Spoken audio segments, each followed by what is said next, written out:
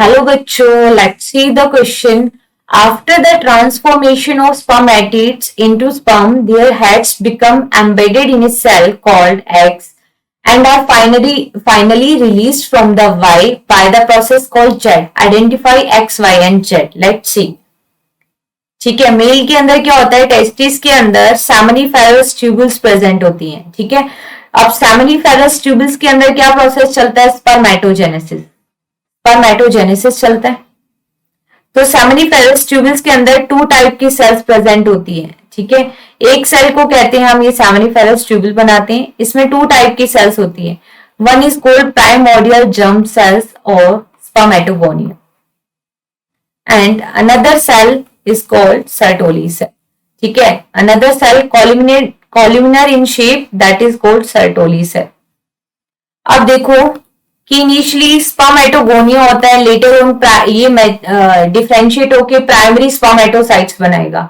अब primary spermatocyte further secondary spermatocyte बनाता है और सेकेंडरी स्पर्मेटोसाइट से क्या बनते हैं, स्पर्मेटिड बनते हैं.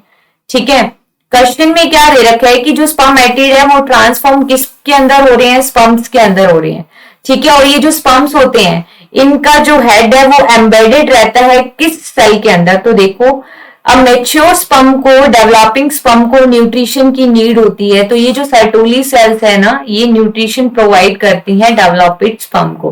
तो इनका हेड एम्बेडेड रहता है सर्टोली सेल के अंदर. तो देखो, embedded in a cell called X. तो एक्स कौन सी सेल आएगी, सर्टोली सेल.